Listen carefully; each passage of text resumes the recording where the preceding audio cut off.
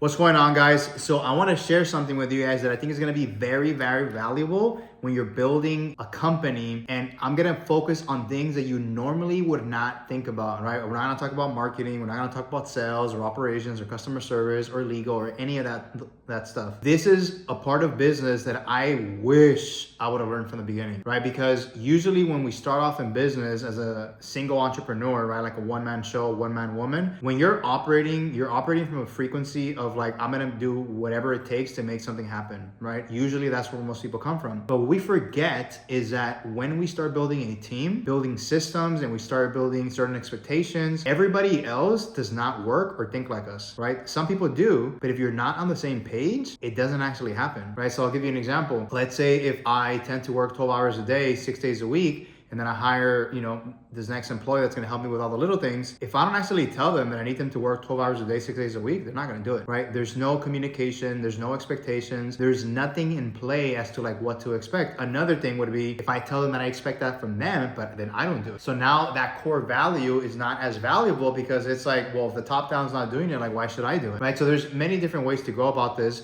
I wish I would have learned this from the very beginning, because I believe that it is one of the fastest way to grow your company when you're building a team, right? There comes a place and there comes a point when as you're scaling, getting in a lot of clients and just trying to dial in the marketing or the sales or hiring more closers, more setters, or hiring, additional employees on the back end to help with fulfillment or on the customer service end. We're always hiring and firing, or people are quitting, right? So what I believe that a lot of entrepreneurs miss, because I missed it by a landslide, the expectations that you want from an employee, from an executive position, from a management position, like they have to be evenly distributed all across the board. Like it has to be foundational at its core, right? So for example, for some of you guys who are religious, like, there's the 10 commandments, right? For example, here in the United States, there's certain laws that we get to follow on a city basis, on a state basis, and on a country basis, right? If those laws weren't there, then everybody would do whatever they want and there would be no form of structure. There is a ton of different ways that you can look at this, just like you would in a relationship, right? In a romantic relationship partner, whether that be husband and wife, boyfriend and girlfriend,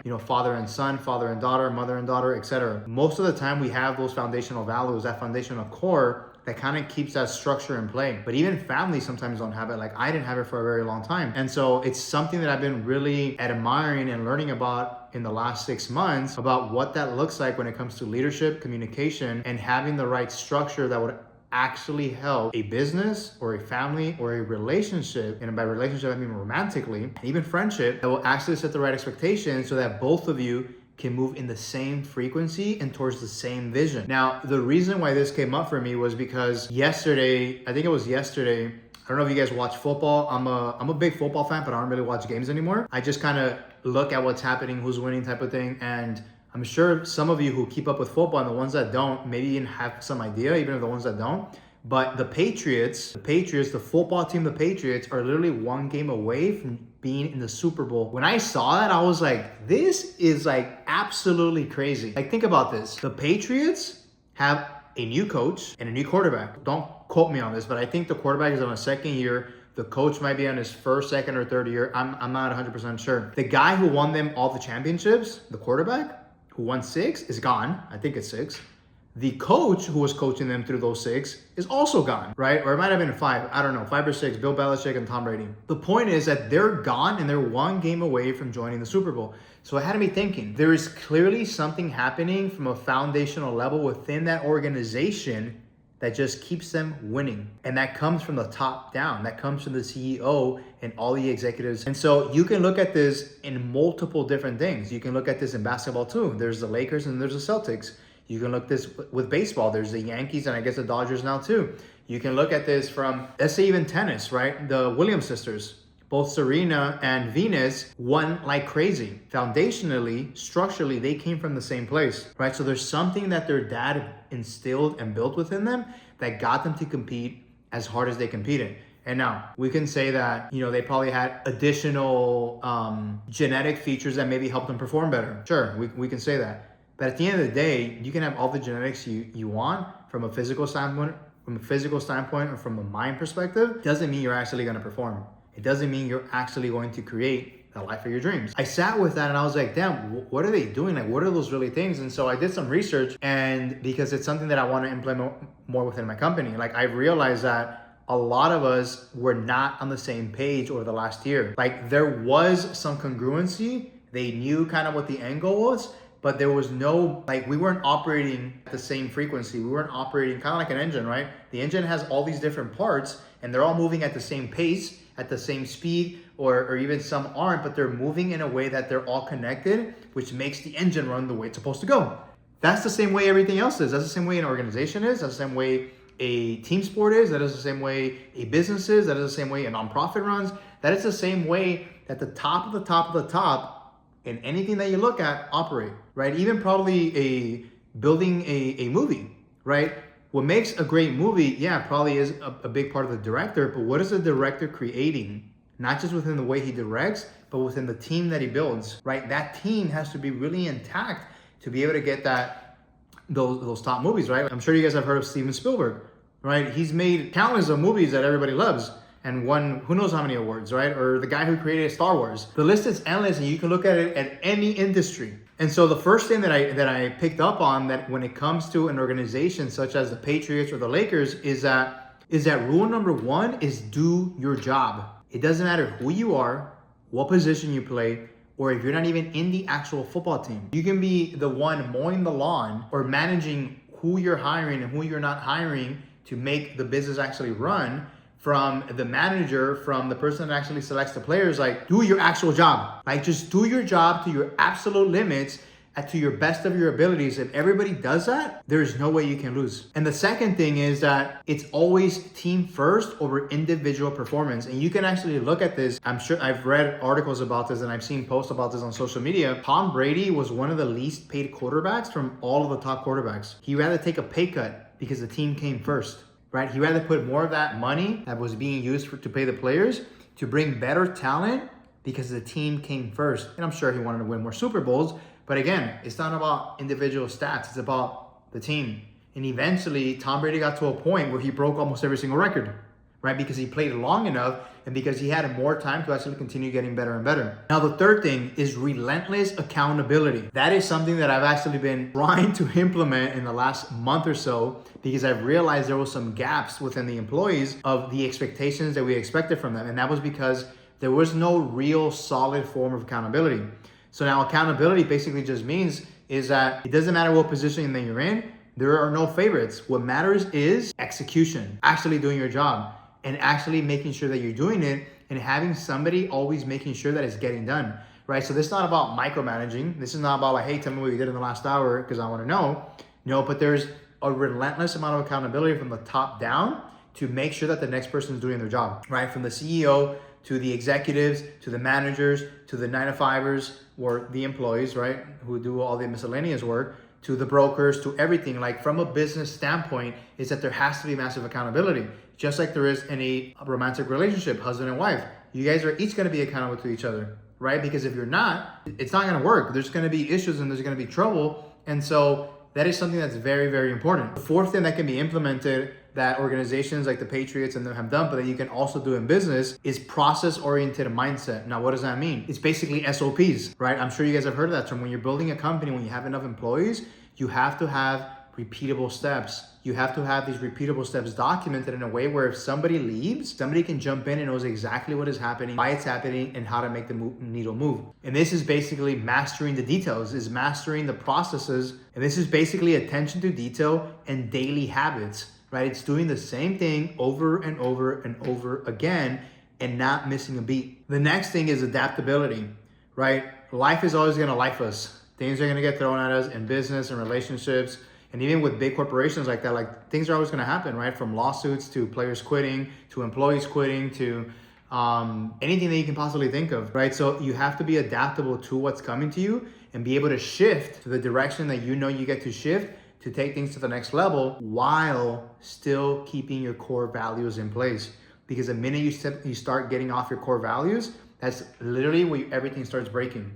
There's a reason why companies have core values. There's a reason why relationships have core values. There's a reason why you have non-negotiables. As long as you have those non-negotiables, no matter what happens, you will figure it out. And that's a big key that I believe every business owner needs to implement in their business. The next thing is strong leadership from the top down. Now, when it comes to leadership, the leader has to always know what the vision is. The leader has to know what the end goal is, right? And that end goal has to be dropped down from the top down, right? From the CEO to the executives to the managers to even the person at the most bottom of the bottom levels. They have to know with absolute certainty and with absolute focus, the only goal is the end goal. From a leadership standpoint, if you're able to do that and communicate that in a way to the next person, and then those people are also able to do it, it keeps the entire team, or it keeps the entire company, or it keeps the relationship in a way where like we know what the vision is, and nothing is gonna get in our way. The next thing that would take a company to the next level, and which is also something that big organizations do, is having intelligent talent. There comes a point where as your business keeps growing and developing, or an organization,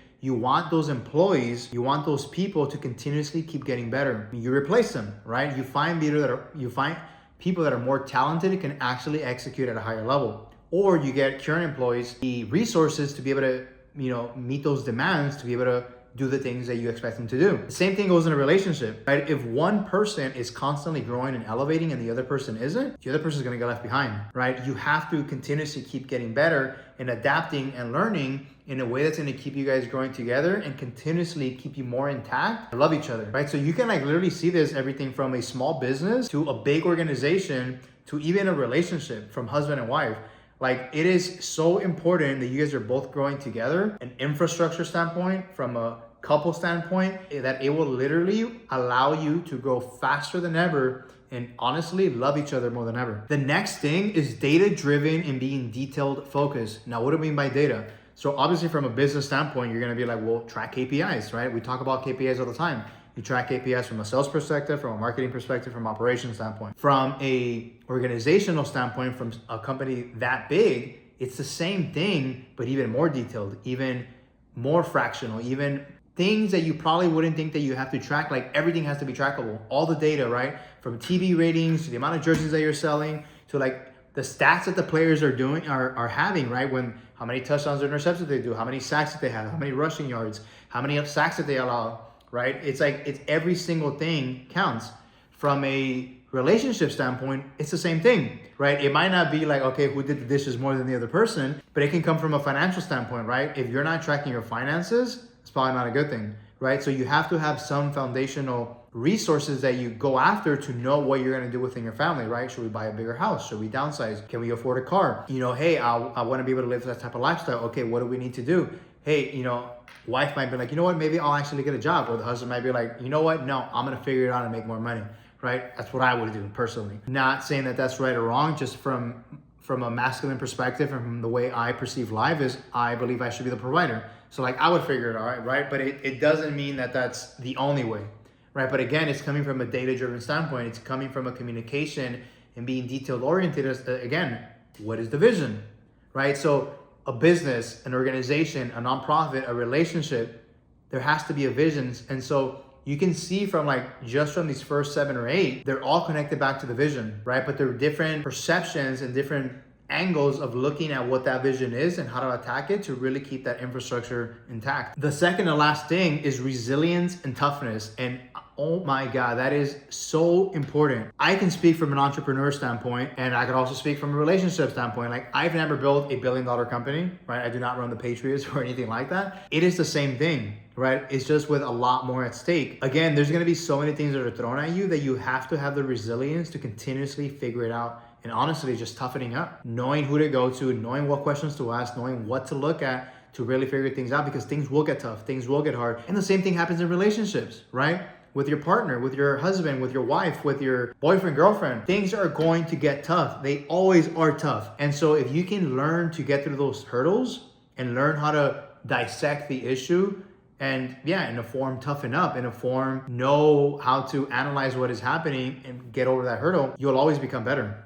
You'll always, be closer together in the relationship and even in an organization. When everybody is built with toughness, right? And I don't know if some of you guys have played sports, but it's the same thing. It's like you get to be tough, right? You get to be tough that sometimes you might be down 10-0 on a baseball game, what are you just gonna roll around and quit? No, you continuously keep going because you can always make it back, right? You've seen it all the time with football and basketball where you're down, the Patriots, I'll use that as an example. They were down, I think it was 28-3 in the Super Bowl. They came back and won. Do you guys just, that is crazy, right? Basketball teams do it all the time.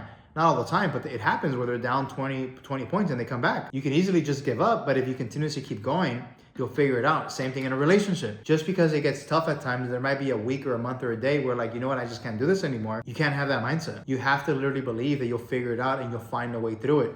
And that's really what it comes down to, is that's what keeps the company going. That's what keeps the business going. That's what keeps the nonprofit, the relationship going, is you have to have the tough skin to get through it and not quit. And the last thing that I will say, which again goes back to the vision, is long-term thinking, right? What do I want 10 years from now? What do I want 5 years from now? Where do I see myself 30 years from now, right? Not just myself, but the organization, right? When I choose to marry somebody and I stick with that person for the rest of my life, I already know what that's gonna look like. I know for a fact that the person that I marry, I know where I will end. I will die in their arms or they will die in mine. That is my vision, right? That's my long-term thinking. So I ain't going anywhere, right? The next person that I marry, that I'm in a relationship with, that's how I'm thinking about it, right? From an organizational standpoint, like the Patriots, the Lakers, the Celtics, and all these different teams, is their long-term vision is Super Bowl or bust. NBA championship or bust, right? Just like the Williams sisters, just like Tiger Woods, just like all these different people. Maybe even Taylor Swift. I don't think I've really seen any commentary or articles or interviews much about her, but there has to be a reason why she's so successful. In her mind, her music's the best. In her mind, she loves what she does. People can pick up on that. People can feel on that. And so when it comes to a business, what's the end goal, right? What service are you trying to provide? What is your goal with making money? What is the micro goals to hit those big goals, right? That long-term vision, that long-term thinking has to be there all the time. And so if you guys can really take these 10 things and learn to apply them every day in your life, within yourself, your romantic relationship, within your friends, and within your business, honestly, there is absolutely no reason why you can't create the life of your dreams. I absolutely believe that. So I really hope this helps you guys. I did not have this list, made up, and I've been looking at it for the last 30 years. But what I will say is that I will for sure remember to apply these things to the rest of my life. There's a few of them here that I personally have implemented that I do. Like my attention to detail is really on point. My long-term vision and thinking is really on point. But there's also a few where I'm like, Dan, I could have definitely done a better job at that, right? For example, I don't believe for the longest time I really built that value within the company, that core value where this comes first above everything. And if you're here, it's because you're gonna help us get to $1 million a month. If you're not up for that, if you're not here to take the initiative, right? That's really that's leadership right there. And so that's something that I've been pushing a lot the last couple of months so that everybody can be on the same page. And who knows where we could have been. If I would have said that, 2 years ago, maybe we would have been there already, right? Maybe I was the only one that had that in my mind. And so again, that's where communication and leadership comes into play. Be able to communicate that and lead the team in a way where they understand what the goal is, they understand what the vision is, they understand what the core values are. And as long as they know those things and they can operate within that playing field, there's no reason why you can't create that amazing business. There's no reason why you can't be the next Grammy winner. There's no reason why you can get in the best shape of your life. And so I just absolutely love these things, and it just really made me think about, again, what really makes the Patriots be the Patriots. Yeah, I really love the way all this was broken down and just really analyzing that data. And so I really hope this helps you guys out and you create the life of your dreams. I'll see you guys in the next one.